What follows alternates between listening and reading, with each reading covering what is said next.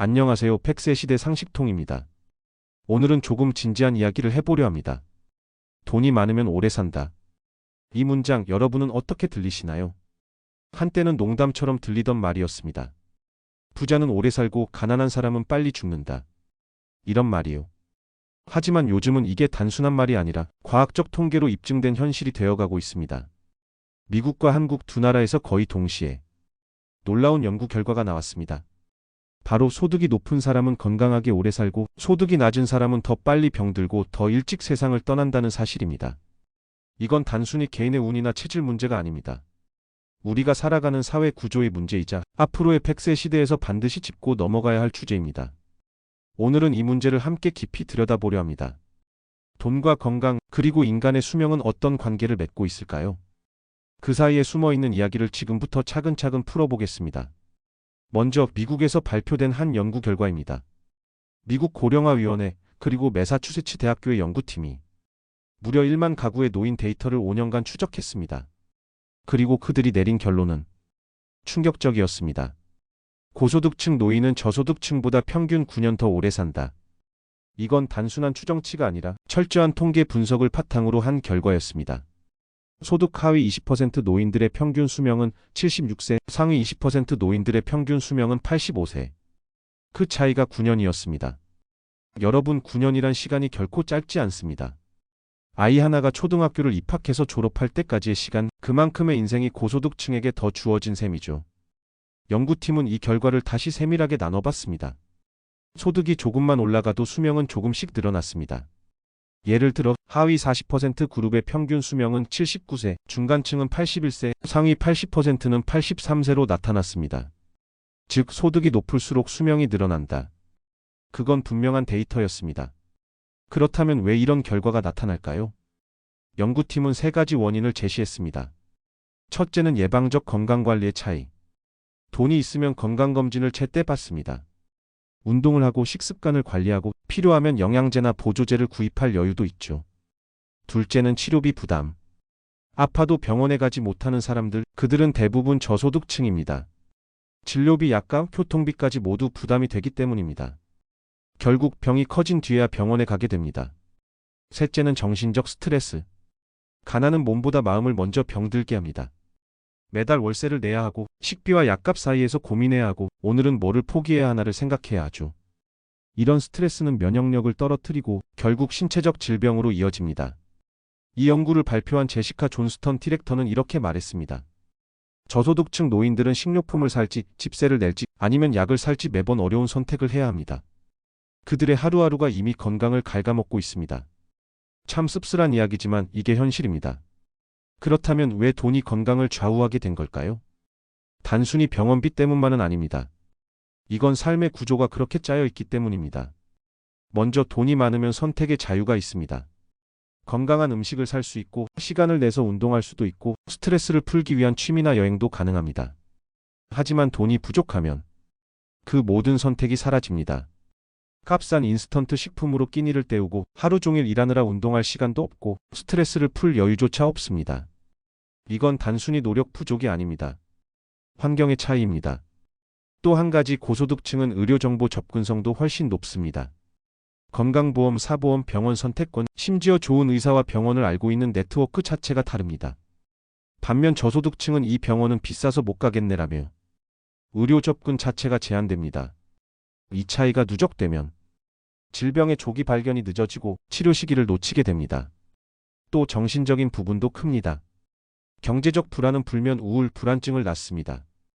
이건 다시 면역력 저하, 고혈압, 심장질환으로 이어집니다.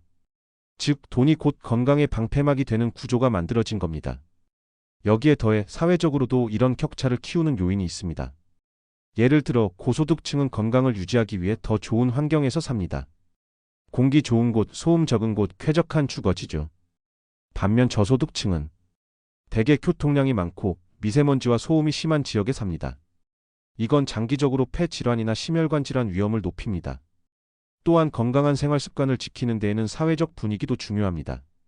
주변 사람들이 운동을 하고 건강식으로 식사하고 자기 관리를 하는 환경이라면 나도 자연스럽게 그 영향을 받습니다.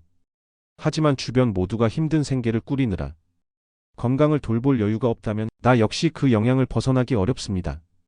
결국 건강은 개인의 의지가 아니라 환경과 구조가 함께 만드는 결과라는 점. 이걸 잊지 말아야 합니다. 지금까지 미국의 연구와 그 배경을 살펴봤습니다. 이 문제를 한국의 현실에 비춰보려 합니다. 우리 사회에도 같은 격차가 존재할까요? 그리고 그 차이는 어떻게 줄일 수 있을까요? 이제 시선을 우리나라로 옮겨볼까요? 미국에서 나타난 소득과 수명의 격차, 사실 우리 사회에서도 같은 일이 벌어지고 있습니다. 올해 초 고려대학교 윤석준 교수 연구팀이 대한의학회지에 발표한 논문이 있습니다. 이 연구는 전국민 건강보험 데이터를 분석해 소득 수준별로 건강수명을 비교했습니다. 그 결과는 충격적이었습니다. 가장 소득이 높은 사람들의 건강수명은 73.9세, 가장 낮은 사람들은 66.2세. 그 차이는 8.6년이었습니다. 여기서 말하는 건강수명은 단순히 오래 사는 게 아닙니다. 스스로 걸을 수 있고 혼자 식사할 수 있으며 병 없이 일상생활을 유지할 수 있는 기간을 의미합니다. 즉, 돈이 많으면 건강하게 오래 살고 돈이 부족하면 오래 살아도 아픈 기간이 더 길다는 뜻입니다. 이 연구가 발표된 뒤 많은 전문가들이 한 목소리로 지적했습니다. 이건 개인의 문제가 아니라 사회적 구조의 문제다. 왜냐하면 의료 접근성, 주거 환경, 식습관, 일자리 환경 등 모든 요인이 소득과 연결되어 있기 때문입니다. 예를 들어 건강검진률을 보면 소득이 높을수록 훨씬 높게 나옵니다. 하위층은 시간이 없거나 교통비가 부담돼서 검진 쿠폰이 있어도 사용하지 못하는 경우가 많습니다. 반면 고소득층은 회사 복지나 사보험 혜택으로 정기적으로 건강을 점검합니다. 조기에 질병을 발견하면 치료율도 높아지죠. 이 차이가 바로 생존율의 격차로 이어집니다. 식습관도 다르죠. 경제적으로 여유 있는 사람은 유기농 식재료, 신선한 과일, 단백질을 고루 섭취하지만 형편이 어려운 사람은 값싼 가공식품이나 탄수화물 위주로 식사를 해결합니다. 이건 단순히 잘못된 식습관이 아니라 선택할 수 없는 현실입니다. 야채가 몸에 좋은 건 아는데 비싸서 못 사 먹어요. 생선을 사도 냉장 보관이 어렵고 손질도 힘들어요. 이런 이야기를 현장에서 자주 듣습니다. 결국 식품의 질 차이가 혈압, 당뇨, 비만으로 이어지고 그게 수명 차이로 연결됩니다. 또 하나는 주거 환경입니다. 고소득층은 공기 맑은 지역, 햇빛 잘 드는 집에 삽니다. 하지만 저소득층은 반지 하나 노후된 건물 혹은 고층 빌라의 창문도 잘 열리지 않는 환경에서 삽니다. 이런 환경에서는 겨울엔 춥고 여름엔 덥습니다. 결국 호흡기 질환, 관절 질환 같은 병이 쉽게 생기죠. 이건 단순히 운의 문제가 아닙니다. 환경이 건강을 만든다는 명백한 증거입니다. 이번에는 실제 어르신들의 이야기를 들어볼까요? 이건 통계보다 훨씬 생생합니다. 서울의 한 구청 복지센터에서 만난 72세 김모 어르신은 이렇게 말했습니다. 혈압약을 끊으면 안 된다는 건 아는데요. 약값이 부담돼서 가끔 하루 걸러 먹어요. 병원 가는 교통비도 만만치 않아요. 김 어르신은 월소득 70만 원의 기초연금으로 생활하고 있습니다. 병원 한 번 갈 때마다 10,000원이 훌쩍 넘는 교통비, 진료비와 약값까지 더하면 한 달 생활비의 10% 이상이 듭니다. 결국 약을 줄이고 집에서 참는 날이 들어갑니다. 이런 사례는 드문 일이 아닙니다. 실제로 보건복지부 조사에 따르면 저소득층 노인의 치료비 포기율은 고소득층보다 4배 이상 높습니다. 경기도의 한 재래시장에서 일하는 68세 박 어르신은 매일 새벽 4시에 출근합니다. 건강을 위해 걷기라도 하라는 주변 말에 웃으며 이렇게 대답했습니다. 하루 종일 서서 일하는데 운동은 사치예요. 운동할 시간, 에너지, 장소가 모두 부족한 현실. 이게 바로 건강격차의 실체입니다. 부산의 한 복지관에서 만난 75세 정 어르신은 말합니다. TV에서 단백질이 중요하다고 하던데 고기나 생선은 비싸서 한 달에 한두 번이나 먹어요. 실제로 통계청 자료에 따르면 소득 하위층의 단백질 섭취량은 상위층보다 30% 낮습니다. 비타민, 섬유질, 칼슘 섭취량도 크게 부족하죠. 영양 불균형은 노년기 건강을 크게 좌우합니다. 근육이 줄고 면역력이 떨어지고 작은 병에도 쉽게 쓰러지는 이유입니다. 이렇게 보면 건강의 문제는 단순히 병의 문제가 아니라 삶의 문제입니다. 돈이 있느냐 없느냐가 삶의 질을 결정짓는 시대가 되어버렸습니다. 하지만 여기서 한 가지 더 짚고 넘어가야 합니다. 이건 개인이 잘못해서 생긴 일이 아닙니다. 사회가, 제도가, 환경이 그렇게 만든 결과입니다. 지금까지 한국 사회에서 나타나는 건강 불평등의 현실과 그 속에 담긴 어르신들의 목소리를 살펴봤습니다. 이 문제를 해결하기 위한 전문가들의 제언, 그리고 우리가 실천할 수 있는 현실적인 방법을 이야기해 보겠습니다. 많은 의학자, 사회학자, 복지 전문가들은 한결같이 이렇게 말합니다. 건강 불평등은 개인의 문제가 아니라 사회가 만든 구조적 결과다. 먼저 대한의학회지 논문에서 윤석준 교수 연구팀은 이렇게 분석했습니다. 저소득층은 소득의 제약 때문에 건강과 관련된 모든 선택에서 불리한 위치에 놓인다. 건강검진, 의료 이용, 식습관, 생활환경 모두 마찬가지다. 이건 게으르다거나 노력을 안 한다의 문제가 아닙니다. 선택할 수 있는 범위 자체가 좁기 때문입니다. 건강을 지키기 위한 기회가 균등하지 않으면 결과 역시 불균등할 수밖에 없습니다. 서울대학교 사회복지학과의 한 교수는 이렇게 말했습니다. 건강은 개인의 의지보다 환경의 힘에 더 크게 영향을 받습니다. 저소득층 노인의 건강 문제는 결국 복지의 사각지대 문제입니다. 즉 복지와 의료가 따로 노는 구조를 이제는 통합적으로 바라봐야 한다는 것입니다. 병이 생기면 치료를 해주는 것도 중요하지만 그 전에 아프지 않게 만드는 사회 시스템이 더 중요합니다. 그렇다면 구체적으로 무엇이 필요할까요? 전문가들은 다음 세 가지를 제시합니다. 1. 예방 중심의 복지 정책. 병이 생긴 뒤에 지원하는 치료형 복지에서 병이 생기지 않게 돕는 예방형 복지로의 전환이 필요합니다. 예를 들어 무료 건강검진 확대, 지역 보건소의 방문의료 서비스, 저소득층 맞춤형 영양 지원이 여기에 해당합니다. 이 지역사회 기반 돌봄 강화. 병원에 가지 않아도 내가 사는 동네에서 간단한 진료와 건강 상담을 받을 수 있어야 합니다. 지역 건강센터, 복지관, 노인복지회관이 그 역할을 할 수 있습니다. 3. 경제적 스트레스 완화. 의료비뿐 아니라 생활비 전반에 대한 부담을 줄여야 합니다. 공공요금, 식비, 주거비 지원 등 건강에 직결되는 요소를 함께 관리하는 정책이 필요합니다. 한 노인병 전문의는 인터뷰에서 이렇게 말했습니다. 몸의 노화는 피할 수 없지만 그 속도는 우리가 조절할 수 있습니다. 그는 특히 세 가지 습관을 강조했습니다. 첫째, 꾸준히 움직이기.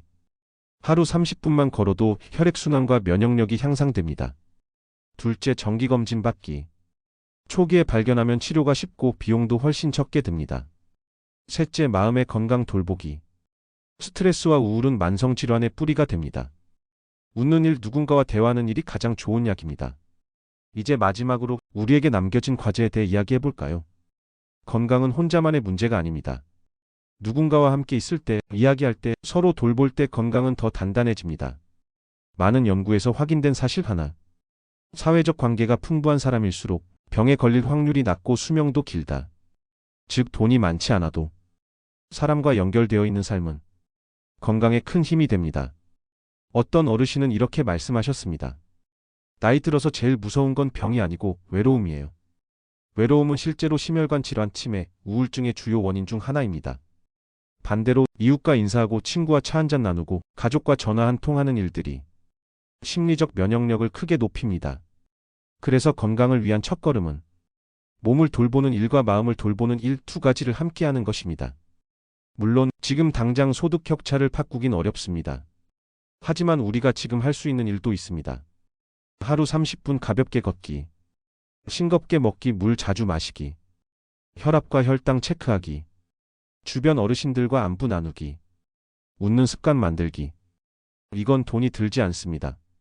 하지만 꾸준히 하면 몸이 바뀌고 마음이 바뀌고 삶의 질이 달라집니다. 건강 불평등이라는 주제는 어둡게 들릴 수 있습니다. 하지만 기억하세요. 우리는 지금부터라도 달라질 수 있습니다. 지금 이 방송을 듣는 당신이 오늘 저녁에 조금 더 건강한 선택을 하고 내일 아침엔 햇살을 조금 더 즐긴다면 그게 바로 변화를 만드는 첫걸음입니다. 오늘은 소득 불평등이 건강 불평등으로 이어진다는 주제로 짧은 시간 동안 이야기 나눴습니다. 처음엔 통계로 시작했지만 결국 이야기는 사람으로 돌아왔습니다. 건강은 돈이 아니라 관심과 연결의 결과이며 우리 사회가 함께 지켜야 할 가치입니다. 100세 시대 상식통은 여러분이 더 건강하고 더 행복한 100세 시대를 살아가시길 바랍니다. 오늘의 이야기가 마음에 닿았다면 좋아요와 구독으로 함께 해주세요. 저는 다음 시간에도 삶에 도움이 되는 이야기로 찾아오겠습니다. 감사합니다.